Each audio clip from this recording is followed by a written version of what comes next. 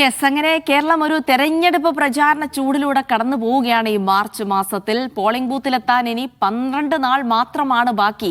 മുന്നണികളെ സംബന്ധിച്ചിടത്തോളം പ്രചാരണ ചൂടിലാണ്, അതിന്റെ ഉച്ചസ്ഥായിലാണ് എന്ന് പറയണം. മുഖ്യമന്ത്രി പിണറായി വിജയൻ ഇന്ന് പാലക്കാട് ജില്ലയിൽ പ്രചാരണത്തിന് ഇറങ്ങും. തലസ്ഥാനത്ത് വി.ഡി. സതീശൻ പങ്കെടുക്കുന്ന UDFന്റെ നൈറ്റ് റോഡ് ഷോ നടക്കുന്നുണ്ട്. നാളെ പ്രധാനമന്ത്രി നരേന്ദ്രമോദി NDയുടെ തെരഞ്ഞെടുപ്പ് പ്രചാരണത്തിനായി കേരളത്തിൽ എത്തുന്നുണ്ട്. അങ്ങനെ കേരളത്തിൽ സജീവമായ തെരഞ്ഞെടുപ്പ് പ്രചാരണത്തിലേക്ക് കടക്കുകയാണത്. ഈ വേനൽ ചൂടിനൊന്നും വകവയ്ക്കാതെ സ്ഥാനാർത്ഥികളും മുന്നണികളും ഒക്കെ പ്രചാരണ തിരക്കിലാവുന്നതാണ് കാണുന്നത്. ഓരോ ഇടങ്ങളിലും പോയി നോക്കാം. റിപ്പോർട്ടർമാരുണ്ട്, വിവിധ ഇടങ്ങളിൽ എന്തൊക്കെ സംഭവിക്കുന്നു എന്നുള്ളത് കൂടി നോക്കാം. തിരുവനന്തപുരത്ത് നിന്ന് സെയ്ഫ് സൈലാബ്ദീൻ, കൊച്ചിയിൽ നിന്ന് ആര്യ വിനോദ്, കോഴിക്കോട് നിന്ന് T. അനീസ് അലി എന്നിവരാണ് വിവരങ്ങൾ നൽകുന്നത്. ആദ്യം തലസ്ഥാനത്തേക്ക് തന്നെ പോകാം. തിരുവനന്തപുരത്തേക്ക് പോകുമ്പോൾ സെയ്ഫ്, പ്രചാരണം അങ്ങനെ കൊടുമ്പിരി കൊണ്ട് നടക്കുന്നു. ഇനി വളരെ കുറച്ച് ദിവസങ്ങൾ കൂടിയുള്ളൂ. അതുകൊണ്ട് തന്നെ വളരെ ഊർജ്ജസ്വലമായി തന്നെ നടന്നു നീങ്ങിയാലേ എല്ലാ ആളുകളിലേക്കും എത്തി വാഗ്ദാനങ്ങളൊക്കെ പങ്കുവെക്കാൻ സ്ഥാനാർത്ഥികൾക്ക് കഴിയുകയുള്ളൂ. അതിന് പ്രത്യേകിച്ച് നമ്മൾ ഉറ്റുനോക്കുന്നത് ഈ തെരഞ്ഞെടുപ്പ് ഇങ്ങനെ കടുത്തുകൊണ്ടിരിക്കുമ്പോൾ, പ്രചാരണം കടുത്തുകൊണ്ടിരിക്കുമ്പോൾ ഓരോ തരത്തിലുള്ള രാഷ്ട്രീയ അജണ്ടകൾ അങ്ങനെ ഉരുത്തിരിഞ്ഞ് വരാറുണ്ട്. എല്ലാ തെരഞ്ഞെടുപ്പിലും പതിവായിട്ടുള്ളതാണ്. പക്ഷേ ഇക്കുറി എനിക്ക് തോന്നുന്നു തുടക്കം മുതൽ തന്നെ അത് വന്നിരിക്കുന്നു. BJP ഡീൽ ആരോപണവുമായി ബന്ധപ്പെട്ട കാര്യങ്ങളാണ് ഈ തെരഞ്ഞെടുപ്പിലും ആരോപണ പ്രത്യാരോപണങ്ങളും സജീവ ചർച്ചയുമാകുന്നത്. അതിനപ്പുറത്തേക്ക് ഇനി എന്തെങ്കിലും വന്നുകൂടായികയില്ല. എന്നാലും നിലവിൽ അതാണ്. അപ്പോൾ എങ്ങനെ പോകുന്നു മുന്നണിയുടെ പ്രചാരണം, തെരഞ്ഞെടുപ്പ് പ്രചാരണം? ഒപ്പം തന്നെ ഇന്ന് പ്രധാനപ്പെട്ട സ്ഥാനാർത്ഥികളുടെ പരിപാടി തലസ്ഥാനം കേന്ദ്രീകരിച്ച് എന്തൊക്കെയാണ് സേഫ്?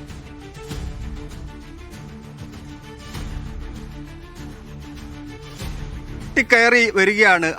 അതിന്റെ ഉച്ചസ്ഥായിലേക്ക് എത്താൻ വേണ്ടി ആ കൊട്ടിക്കലാശത്തിന്റെ ഏറ്റവും അവസാനത്തെ സമയം വരെ എത്തേണ്ടി വരും. എങ്കിലും ആവേശത്തിന് ഒരു കുറവും കാണുന്നില്ല. ഭയങ്കരമായ ചൂടാണ് തലസ്ഥാന നഗരിയിൽ. അവിടെ വടക്കൻ കേരളത്തിലും ചൂട് കാണും, പക്ഷേ തെക്കൻ കേരളത്തിൽ കുറച്ചുകൂടെ ചൂട് കൂടുതലാണെന്ന് തോന്നുന്നു. എന്നിരുന്നാലും രാഷ്ട്രീയ പാർട്ടികളുടെ പ്രവർത്തകർക്കോ രാഷ്ട്രീയ പാർട്ടികളുടെ സ്ഥാനാർത്ഥികൾക്കോ ഏതെങ്കിലും തരത്തിലുള്ള ക്ഷീണം ഇല്ല. അവർ രാവിലെ മുതൽ ഇറങ്ങി രാത്രി വൈകി ആണ് തിരികെ അവരവരുടെ വീടുകളിലേക്കോ അവരവരുടെ രാഷ്ട്രീയ പാർട്ടി ഓഫീസുകളിലേക്കോ എത്തിച്ചേരുന്നത്. അത്രയും കൊടുമ്പിരി കൊണ്ട പ്രചരണമാണ് നടക്കുന്നത്. നമ്മൾ ആദ്യമൊക്കെ പറഞ്ഞിരുന്നു ഒരു ആവേശത്തിന്റെ കുറവുണ്ട് എന്ന് പറഞ്ഞിരുന്നു. പക്ഷെ ആവേശത്തിന്റെ കുറവൊട്ടുമില്ല. ആവേശം ഇങ്ങനെ പൊട്ടിക്കയറി വരുന്നുണ്ട്.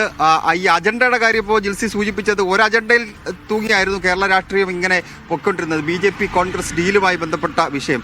ഇതിനിടയിൽ മറ്റു ചില കാര്യങ്ങൾ വന്നുപോയി. ഇപ്പോൾ മുഖ്യമന്ത്രി രാഷ്ട്രീയ ചെറ്റത്തരം പറഞ്ഞു എന്നുള്ള വാചകം വന്നുപോയി. പിന്നീട് കായംകുളത്തെ സ്ഥാനാർത്ഥിക്കെതിരായ അധിക്ഷേപ പരാമർശം വന്നുപോയി. പക്ഷെ അതൊന്നും അധിക ദിവസം നീണ്ടു നിന്നില്ല. ഈ BJP ഡീൽ ആരോപണമാണ് അധികം നീണ്ടു നിന്നത്. പക്ഷേ ഇപ്പോൾ മറ്റൊരു കാര്യം കാണുന്നുണ്ട്. മുഖ്യമന്ത്രി ഇന്നലെ ഫേസ്ബുക്കിലൂടെ ചില കാര്യങ്ങൾ സൂചിപ്പിച്ചിട്ടുണ്ട്. അത് ഈ തെരഞ്ഞെടുപ്പ് അജണ്ടയുടെ മറ്റൊരു ഘട്ടത്തിലേക്ക് മുഖ്യമന്ത്രി കൊണ്ടുപോകുന്നു എന്നതിന്റെ സൂചനയായിട്ട് നമുക്കതിനെ കാണാം ജിൽസി. അത് വയനാടുമായി ബന്ധപ്പെട്ടാണ്. വയനാട് ദുരന്തവുമായി ബന്ധപ്പെട്ട് അവരുടെ പുനരധിവാസവുമായി ബന്ധപ്പെട്ട് കോൺഗ്രസിനെ ചാരിക്കൊണ്ടാണ് മുഖ്യമന്ത്രി ഒരു അജണ്ട സെറ്റിംഗിലേക്ക് കടന്നിരിക്കുന്നത്. മുഖ്യമന്ത്രി ഫേസ്ബുക്കിലൂടെയാണ് ആ കാര്യങ്ങൾ പങ്കുവെക്കുന്നത്. രാഷ്ട്രീയ ലാഭത്തിന് വേണ്ടി ഈ വാക്ക് പാലിക്കുന്നതിൽ കോൺഗ്രസിന്റെ ട്രാക്ക് റെക്കോർഡിനെ കുറിച്ച് മുഖ്യമന്ത്രി സൂചിപ്പിക്കുന്നു. ആ ട്രാക്ക് റെക്കോർഡ് അത്രയും നല്ലതല്ല. വാക്ക് പാലിക്കുന്നതിൽ കോൺഗ്രസ് അത്രയും മുന്നിൽ നിൽക്കാറില്ല എന്ന് മുഖ്യമന്ത്രി സൂചിപ്പിക്കുന്നുണ്ട്. വയനാട് ദുരന്തബാധിതർക്ക് വീട് വെച്ച് നൽകാനാണെന്ന് പറഞ്ഞ് നാടാകെ പണം പിരിച്ചവർ ഇപ്പോൾ മൗനം പാലിക്കുകയാണ്. എത്ര രൂപ പിരിച്ചെന്നോ എന്ത് ചെയ്തെന്നോ ഉള്ള ചോദ്യത്തിന് അവർക്ക് ഇപ്പോഴും മൗനം തന്നെയാണ് മറുപടി. ഈ ചോദ്യങ്ങൾ ഇനിയും ഉയരും. ഉത്തരം പറയാൻ നിങ്ങൾ തയ്യാറാണോ കോൺഗ്രസേ എന്ന് പറഞ്ഞുകൊണ്ടാണ് മുഖ്യമന്ത്രിയുടെ ഫേസ്ബുക്ക് പോസ്റ്റ് അവസാനിക്കുന്നത്.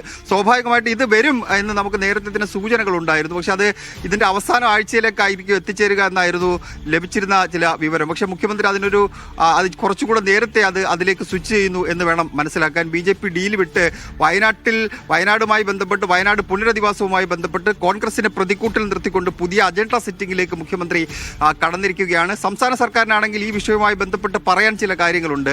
അവിടുത്തെ ടൗൺഷിപ്പിന്റെ ഉദ്ഘാടനം കഴിഞ്ഞു. ആ ഉദ്ഘാടനം കഴിഞ്ഞെങ്കിലും വീട് പൂർണ്ണമായും കൈമാറിയിട്ടില്ല. വീട് കൈമാറ്റത്തിന്റെ അന്തിമ ഘട്ടത്തിലേക്ക് കടക്കുകയാണ്. കോൺഗ്രസ് ഇപ്പോഴും ആ തറക്കല്ലിട്ടു എന്ന് പറയുന്നതിനപ്പുറത്തേക്ക് എന്ത് ചെയ്തു എന്നുള്ള ചോദ്യം മുന്നോട്ട് വെക്കുന്നുണ്ട്. അത് ഈ തെരഞ്ഞെടുപ്പിന്റെ രണ്ടാമത്തെ അജണ്ടയായി വേണമെങ്കിൽ നമുക്ക് കാണാം. ഇന്നിപ്പോൾ വാർത്താ സമ്മേളനം നടത്തുമ്പോഴും വരും ദിവസങ്ങളിൽ നേതാക്കന്മാർ സംസാരിക്കുമ്പോഴും എല്ലാം സ്വാഭാവികമായിട്ടും ആ വിഷയത്തിലേക്ക് എത്തിച്ചേരാനുള്ള സാധ്യതകൾ നിലനിൽക്കുന്നുണ്ട്. പിന്നീട് ഈ BJP ഡീൽ, ആ ഡീൽ പൂർണ്ണമായും വിട്ടുപോയിട്ടില്ല ജിൽസി. അതിങ്ങനെ കറങ്ങിത്തിരിയുന്നുണ്ട്. അത് കറങ്ങിത്തിരിഞ്ഞ് ഏറ്റവും അവസാനത്തേക്ക് എത്തിച്ചേരുമ്പോൾ കുറച്ചുകൂടി അതിനകത്ത് മൂക്കും എന്നുള്ള കാര്യത്തിൽ സംശയമില്ല. കാരണം മുതിർന്ന നേതാക്കളെല്ലാം ആ പ്രചരണത്തിന് വേണ്ടി താരപ്രചാരകരെല്ലാം കേരളത്തിലേക്ക് എത്തിച്ചേരുകയാണ്. പ്രധാനമന്ത്രി നരേന്ദ്രമോദി നാളെ എത്തിച്ചേരുന്നുണ്ട് കേരളത്തിലേക്ക്. അദ്ദേഹം തൃശ്ശൂരും പാലക്കാടും ആ പ്രചരണം നടത്തുകയാണ്. തൃശ്ശൂർ പത്മജ വേണുഗോപാലിന് വേണ്ടിയും അതുപോലെ തന്നെ പാലക്കാട് ശോഭാ സുരേന്ദ്രന് വേണ്ടി രണ്ടിടത്ത് എത്തിച്ചേർന്ന ഈ രണ്ട് സ്ഥാനാർത്ഥികൾക്ക് വേണ്ടി മാത്രമല്ല വോട്ട് പിടിക്കുന്നത്. ആ ജില്ലയിലുള്ള മുഴുവൻ സ്ഥാനാർത്ഥികളും ആ വേദിയിൽ ഉണ്ടാകും. അതിന് പരിസര പ്രദേശങ്ങളിലുള്ള ജില്ലകളിലെ ആൾക്കാരുണ്ടാകും. ഇപ്പോൾ പാലക്കാടായാലും തൃശ്ശൂർ ആയാലും. പിന്നീട് പ്രധാനമന്ത്രി എത്തുന്നത് 3-ാം തീയതിയാണ്. 3-ാം തീയതി പാലയിൽ പ്രധാനമന്ത്രി എത്തിച്ചേരുന്നുണ്ട്. തിരുവനന്തപുരത്തും പ്രധാനമന്ത്രി എത്തിച്ചേരുന്നുണ്ട്. അങ്ങനെ 2 യാത്രകളാണ് പ്രധാനമന്ത്രിക്കുള്ളത്. 31-ാം തീയതി കേന്ദ്ര ആഭ്യന്തരമന്ത്രി അമിത്ഷാ ചേരുന്നുണ്ട്. കോൺഗ്രസിന്റെ രാഹുൽ ഗാന്ധി എന്ന് വരുമെന്ന കാര്യത്തിൽ ഒരു വ്യക്തത ഉണ്ടായിട്ടില്ല. പ്രിയങ്ക ഗാന്ധി എന്തായാലും വരും ദിവസങ്ങൾ കേരളത്തിൽ ഉണ്ടാകുമെന്ന് അറിയിച്ചിട്ടുണ്ട്. ബാക്കി CPM-ന്റെ പോളിറ്റ് ബ്യൂറോ അംഗങ്ങളടക്കമുള്ള നേതാക്കൾ കേരളത്തിലേക്ക് വന്നുകൊണ്ടിരിക്കുകയാണ്. ഇന്നലെ ബൃന്ദ കാരാട്ടുണ്ടായിരുന്നു, ഇന്ന് പ്രകാശ് കാരാട്ട് അടക്കമുള്ള നേതാക്കളുണ്ട്. എന്തായാലും ഒരു കാര്യം ഉറപ്പാണ്, ആവേശം കുറഞ്ഞിട്ടില്ല. ആവേശം ഇങ്ങനെ കയറി ഇങ്ങനെ വരുന്നുണ്ട്. അത് അവസാനത്തേക്ക് എത്തിച്ചേരുമ്പോൾ ഭയങ്കര രസമായിരിക്കും ജിൽസി.